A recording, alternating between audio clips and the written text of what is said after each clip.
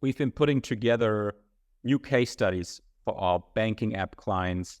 And one thing that really stands out is the importance of great user experience and design. Why do you think that is so impactful? Yeah, I mean, there's many reasons, but first and foremost, just taking a step back, I think the case study particularly you're talking about is the mobile app for some of the banks that we've been building, and right now in 2024, and this trend is only going to continue most likely. 66% of traffic is via mobile devices, right? So there's a huge expectation now where users are expecting to be able to do all their mobile banking needs via their phone. And it's incredibly important that that user experience is frictionless, it's simple, it's easy to follow, intuitive, and allows the features and functionality for the most part that they're able to access, via desktop or web application, right? So I think that surprisingly, even in 2024, there's still a gap in some of these applications, and not having either the features and functionality, the integrations, or just the user experience. They're somewhat clunky, or there's bugs, or they're not optimized in many ways. And so, I mean, just speaking from my own experience, like think about how much better you feel, like the type of trust you build with the brand when you're interacting with a really awesome mobile experience that's smooth, right? Especially in banking, that's so important. That's literally where your money is being stored, right? So you want to have the kind of trust in the bank, in the brand, and a big way to do that is through having a really powerful and smooth user experience, especially on a mobile application. I totally agree with you. I always notice how impactful it is to have an app that has a great design and looks modern. I don't know what's actually going on in these companies, but it makes them seem way more trustworthy and just changes the whole perception.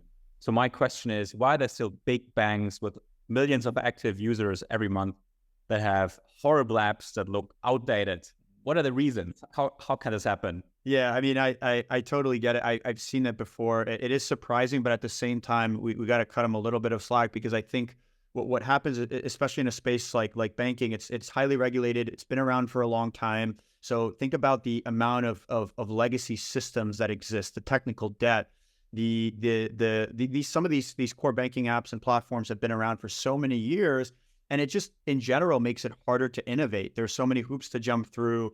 There's a lot of challenges there. So it just becomes a big daunting task to either rebuild or modernize an existing application, or to build a net new application. It's just in general harder to innovate. So I think a big part of it is legacy systems, technical debt, which again is something that we've helped organizations with. Another one could be just resource constraints, right? Like the teams are focused on keeping the lights on and doing other things.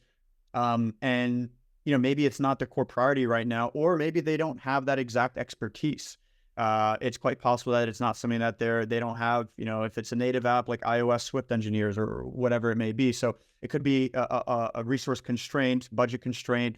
It could be the tech debt, legacy systems. It could be regulatory and compliance challenges, cybersecurity risks and precautions. So there's a lot of reasons, but ultimately I think, there could be opportunities where, these banks or these financial service firms could partner with a company that's, it has expertise in this, that's done digital transformation and helped with mobile banking applications.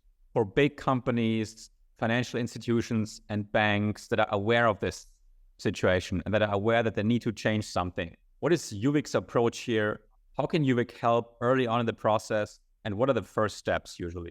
Yeah, I mean, it's a loaded question. It really depends in many ways on where they're at in their journey, right? So like first and foremost, is there a strong enough business case? Do they have business and leadership buy-in that they want to, either build a brand new mobile application or redesign or rebuild a legacy application that's been around for a while? So like, what's their current existing environment? Do they have a strong business case and buy-in? And if so, at what level do they want to invest and what the ROI is, right? And then they partner with someone like us where we can come in, help do an analysis, regardless if it's an existing app or if they want to build something. What are the different types of approaches that can be taken, right? So sometimes it's a workshop, sometimes it's an audit to look at what the systems are.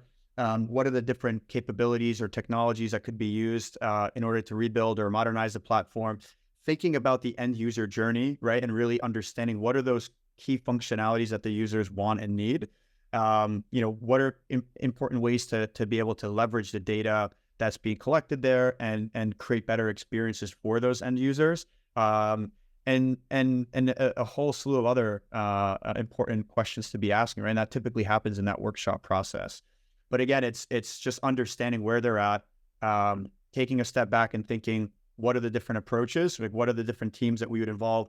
We have our centers of excellence that are focused on, mobile banking applications or fintech or financial services. We'd bring those folks in who have expertise, and then be able to map out what the right approach is.